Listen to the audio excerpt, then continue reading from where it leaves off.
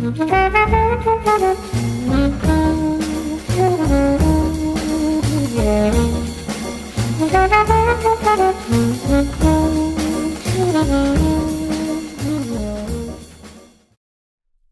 to Take 5, a podcast brought to you by Newleaf Training and Development. Each edition is an inspiring interview with a leader worth listening to. Enjoy! Hey, I'm Paul Butler. I'm one of the client partners at Newleaf Training and Development, and I'm delighted to be joined today by Paul Kaak, Senior Consultant and Lead Trainer at TheoMetrics, a startup in Pasadena, California. Paul, for nearly 17 years now at Newleaf Training and Development, we've focused on our core purpose of helping people and organizations better manage themselves, lead others, and grow business acumen. And I just wondered, what are your recommended best practices to help people and organizations be their best? But please start, though, by telling us a little bit more about your organization, what you do, and who you serve. So over to you, Paul, and I'll wrap it up when you're done. Okay, Paul, thanks for this opportunity. Let me back up a little bit. For 16 years, I worked here in Southern California at a Christian university, and I led the faculty development efforts where we worked on resourcing and equipping our professors with the competencies they would need to provide their students with a distinctly Christian education. Now, what makes that difficult in the academic world is that we're told that's not our job. We are told to stay in our lanes, whether you're a sociologist or a historian or an accounting professor or a teacher educator. You need to do that work, not any other kind of work. So my work has been to help faculty members overcome the pedagogical paralysis that's built into that paradigm. So as professionals, yes, they can be excellent deliverers content that is their specialty, while at the same time bringing the knowledge and wisdom of the Christian faith into relevant and legitimate dialogue with the courses they teach. So TheoMetrics now is about taking what I've been learning in this one setting and sharing it more broadly. And I know that success is more than faculty development. For example, it involves building shared institution-wide vision around these ideas.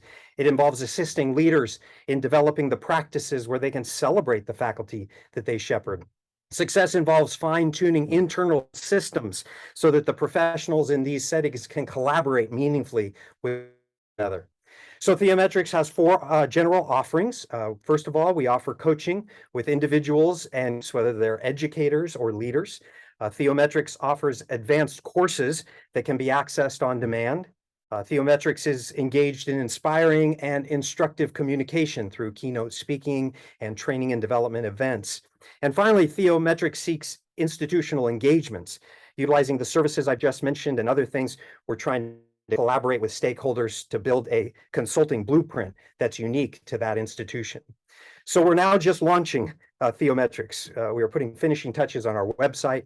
We are in the startup valley place of our existence.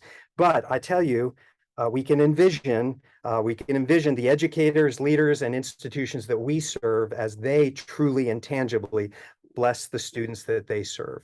So let me say some things about leadership. You ask about leadership in organizations.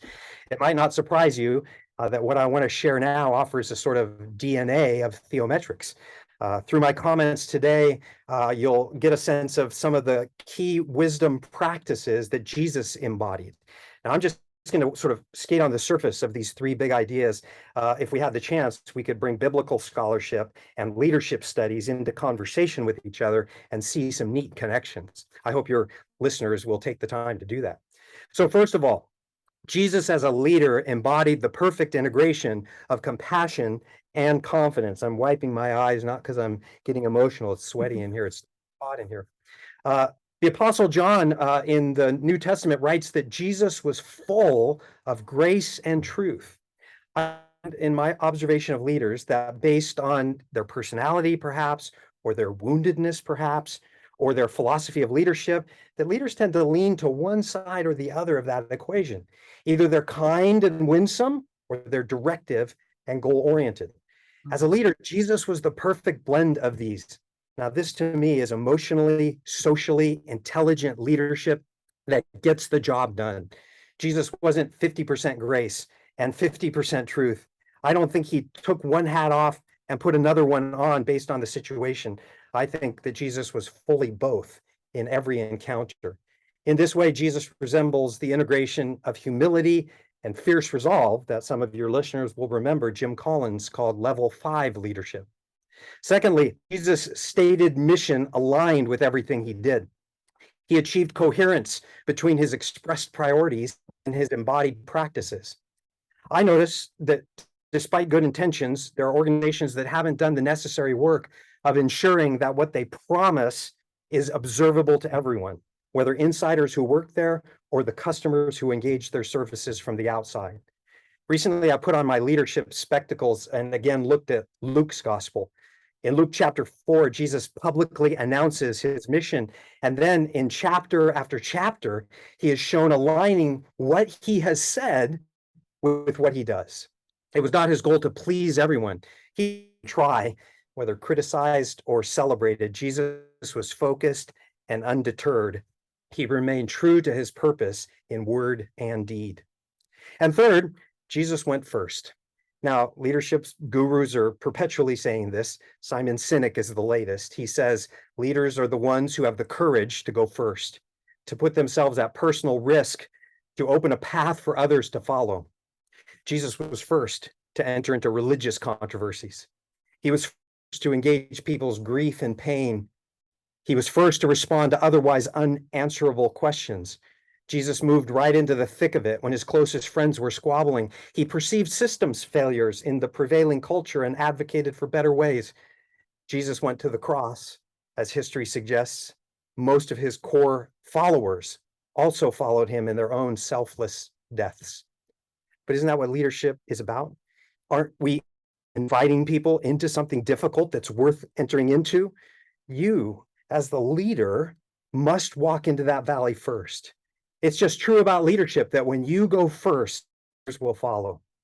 And as with Jesus, when there is life on the other side of that darkness, you give the people you've invited to join you hope and courage. Now I am weeping.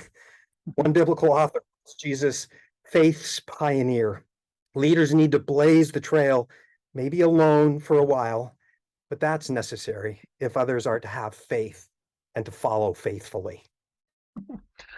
Well, Paul, on behalf of everyone who watches these, and as you know, they become immensely popular, thanks ever so much for your real practical insights there in terms of helping people and organizations be their best. And just a message out to the subscribers, keep an eye on the events part of our webpage for the different events that we have coming up, which are most often offered on a complimentary basis to subscribers. Paul, I'm just down the 210 freeway for you. Could I offer you a virtual high five? Thanks ever so much, Paul. Thank you, Paul. I hope you found that interview useful, and if you did, feel free to rate, review, and share this podcast. We'll be back next week with another episode, and we also invite you to check out our other weekly podcast, Going the Extra Mile, which is sure to lift your spirit and encourage you in today's working world. Bye for now.